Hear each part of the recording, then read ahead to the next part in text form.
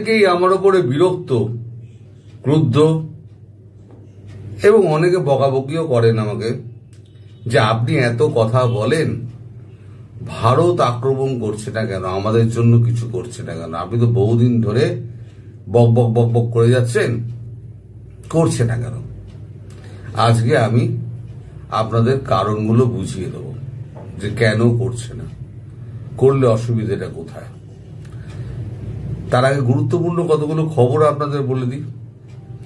সেটা হচ্ছে যে আপনাদের সেনাপ্রধান মালয়েশিয়া সফরে গিয়েছেন, ইন্দো প্যাসিফিক নিয়ে আলোচনা যেখানে হচ্ছে সেখানে আমাদের সেনাপ্রধানও গিয়েছেন, দ্বিবেদী সাহেব। তা সেখানে সেনাপ্রধানের সঙ্গে মানে ওয়াকারের সঙ্গে আমাদের দ্বিবেদী সাহেবের একটা বৈঠক হয়েছে। এই বৈঠকের কিন্তু বিন্দু বিসর্গ আমি জানি না, কি হয়েছে না হয়েছে, কি কথাবার্তা হয়েছে না হয়েছে, আমি কখনোই দাবি করব না আমি জেনে গেছি। তবে একটা ঘটনা আমি জানতে পেরেছি, সেটা হচ্ছে ওখান থেকে থ্রু অজিত দোভাল তিনি শেখ হাসিনার সঙ্গে, ওয়াকার শেখ হাসিনার সঙ্গে কথা বলেন এবং শেখ হাসিনাকে উনি বলেন যে আমাদের সেনা খুব শীঘ্রই ব্যারাকে ফিরে যাবে, আমরা আর এই দায়িত্ব নেব না, কারণ গোপালগঞ্জের গুলি চালানোর পর আমরা যে বিতর্কের মুখে পড়েছি সেই বিতর্কের ভাগিদার আমরা নতুন করে হব না। আর আইন শৃঙ্খলা পরিস্থিতি আমাদের দেখার কথা নয়, আমরা বহুদিন মাঠে ছিলাম, প্রায় 14 মাস, এবার আমাদের ব্যারাকে ফেরার সময় হয়ে গেছে, আমরা ধীরে ধীরে সব ব্যারাকে ফিরে যাব। এবার সরকার কিভাবে সামলাবে সেটা সরকার বুঝবে। এসব কথা যখন হচ্ছে তখন শেখ হাসিনা তাকে একটাই কথা বলেন, যা করবা ভবিষ্যতের কথা চিন্তা করে করবা, এটাই উনি বলেছেন। এখন এই যে আলোচনা হয়েছে, এই আলোচনার পরবর্তী পূর্বক্ষেত্র কি, পটভূমিকা কি এবং তার থেকে কি নির্যাস বেরোলো সেটা জানতে জানতে সময় লাগবে। যেটুকু কথা আমি শুনেছি আমি সেটুকু বললাম। এবার ফিরে যাই, চলুন ইউএসএতে, যেখানে আমাদের ইউনূস সাহেব গিয়েছেন মির্জা ফখরুল টখরুলদের সঙ্গে নিয়ে। এখন মির্জা ফখরুলদের নিয়েছেন কেন? নিয়েছেন একটাই কারণে, এবারটা প্রথম দেবেই ইউনূস যে পরবর্তী আমাদের যিনি ইউএস এর অ্যাম্বাসেডার হয়ে আসার কথা যার চলছে, যার এখনো স্ক্রিনিং চলছে, এখনো পর্যন্ত সিদ্ধান্ত হয়নি, সেটা হচ্ছে সার্জিও গোর। এই তার ছবি।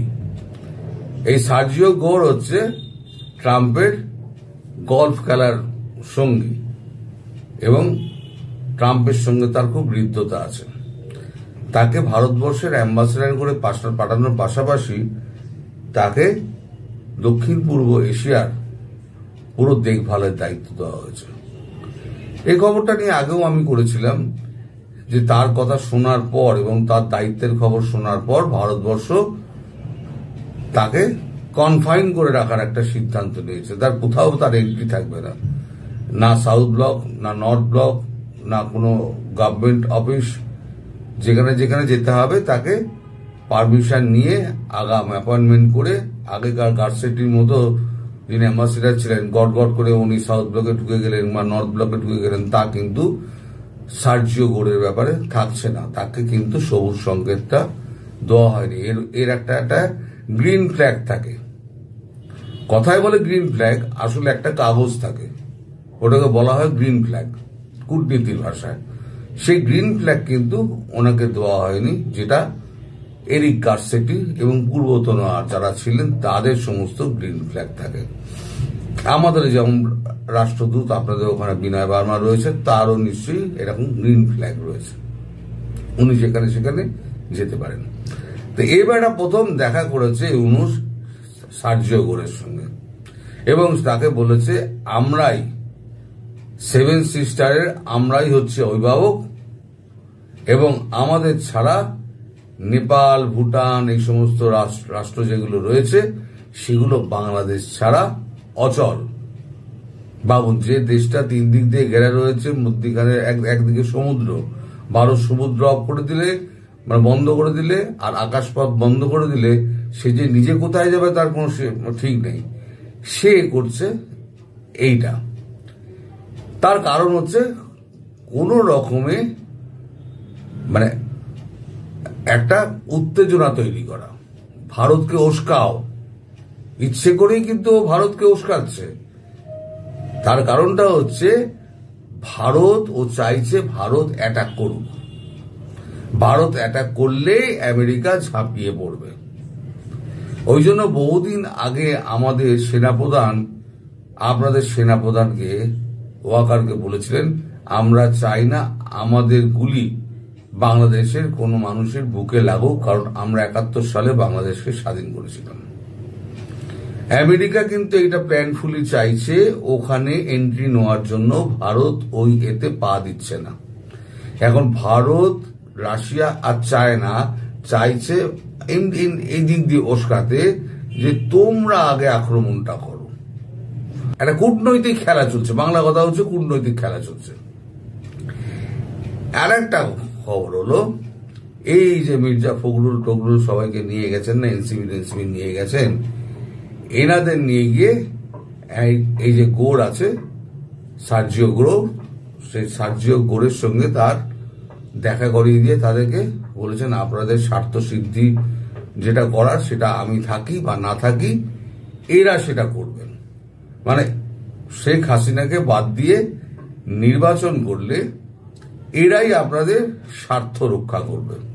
এই যে মক্কেলদের আপনারা নিয়ে এসছি আমি, এই যে টিমটা, এই তিনটে দল সহমত হয়ে জামাত, এনসিপি এবং বিএনপি তিনজনে একত্রে একটা দল গঠন করে ঐক্যের মাধ্যমে সরকার চালাবে এবং আমেরিকা প্রত্যেকটি স্বার্থ সিদ্ধি করবে।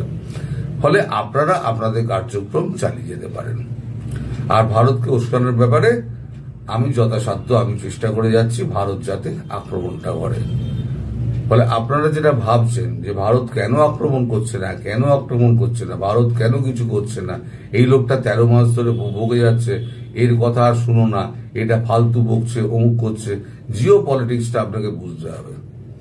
এখানে প্যাচে ফেলার ব্যাপার আছে বলে ভারতবর্ষের কতক্ষণ সময় লাগবে, বড় জোর আর মানে 8 বেলা লাগবে। বাংলাদেশকে ঠান্ডা করতে গেলে 8 বেলা লাগবে। আপনারা নিজেরাও খুব ভালো করেই জানেন এটা, কিন্তু তবু ভারতবর্ষ করছে না। চারদিকে সৈন্য সমাবেশ করে রেখে দিয়েছে, কিন্তু করছে না। মোদীজি এত মিটিং করছেন, কলকাতা আসছেন, সমস্ত কিছু করছেন, এর মধ্যে পেছনেও কিন্তু একটা প্ল্যানিং রয়েছে যেটা আমরা জানি না। আমি আপনাদের বলতে পারছি না, আমি জানি না বলেই বলতে পারছি না, কারণ আমি একটা সাধারণ নাগরিক, আমি কি করে জানবো? আপনারা হয়তো অনেকে আমাকে রয়ের এজেন্ট বলে ডেকে দিয়েছেন, আমাকে রয়ের অ্যাসেট বলে ডেকে দিয়েছেন। দাদা, আমি কোনো রয়ের অ্যাসেট ফ্যাসেট না, আমি একটা সাধারণ নাগরিক এবং সাধারণ ওই সাংবাদিকদের মতো আমি করে গমে খাই। হ্যাঁ, 2-4টে লোকের সঙ্গে আমার আলাপ আছে, তাদের মারফত আমি খবর পাই, খবর পেলে আমি সেই খবরটা আপনাদের দেওয়ার চেষ্টা করি। অনেক সময় হয় কি, আমি 15 দিন আগে বলে দিলাম, 15 দিন পরে সেটা হলো, ততক্ষণে আপনাদের মস্তিষ্ক থেকে খবরটা বেরিয়ে গেছে। যেমন SU-57 যে কেনা হচ্ছে রাশিয়া থেকে, মানে F-35 না নিয়ে আমেরিকার সঙ্গে ঝামেলাতে আর একটা কারণ হচ্ছে F-35 না কেনা। F-35 না কিনে SU-57 যে রাশিয়া থেকে স্টেলথ বিমান আমরা কিনছি, সেই স্টেলথ বিমান এই কেনার খবরটা কিন্তু আমি 15 দিন আগে দিয়েছিলাম। আমি এতে ডেসক্রিপশন বক্সে দিয়ে দেবো, ভিডিওটার লিঙ্ক আমি দিয়ে দেবো, আপনারা দেখে নিতে পারেন। কিন্তু আপনাদের মাথা থেকে বেরিয়ে গিয়েছে। আপনারা ভাবেন যে আজকে মানুষটা বললো, কাল পরশুর মধ্যে হলো না কেন? এগুলো ঘটতে সময় লাগে। আমি তো আগে বলে দিই বলে আমাকে গুজববাজ বলে একটা ট্যাগ মেরে দিয়েছেন। এই লোকটা ঢপবাজ, এই লোকটার কথায় বিশ্বাস করবেন না, অমুক তমুক অনেক কিছু বলেছেন। কিন্তু পরবর্তীকালে দেখা গেছে যে আমি যেগুলো বলেছিলাম প্রত্যেক কটাই বলেছে, কিন্তু একটু দেরিতে বলেছে। এবার আপনারা ভাবুন 2024 সালের এই সময়ে আর আজকে 2025 সালের এই সময়ের মধ্যে কতটা তফাৎ আছে। সুতরাং কিছু যে হয়নি এই কথা কিন্তু বলতে পারবেন না। ফলে এখন যা হচ্ছে এই যে কূটনৈতিক কি খেলা চলছে তার উপরে কিন্তু বাংলাদেশের ভবিষ্যৎ নির্ভর করছে। কারণ বহু আগেই বলেছিলাম বাংলাদেশ হচ্ছে আন্তর্জাতিক খেলার মাঠ। এই খেলার মাঠে অনেক প্লেয়ার আসবে। কিছুদিন আগেও বলেছিলাম টার্কিও এর মধ্যে জুড়বে, টার্কি আসবে এরপরে। আমেরিকা এসছে, পাকিস্তান এসছে, বাকি আছে টার্কি। সেও ড্রোন ফোন নিয়ে আসবে, এসে ভারতের ঘাড়ের ওপরে চাপার চেষ্টা করবে। তখন যদি কিছু হয় তখন দেখা যাক। আরো প্লেয়ারের এন্ট্রি ঘটুক, আরো প্লেয়ারের এন্ট্রি ঘটলে তবেই না ব্যাপারটা পাকুক।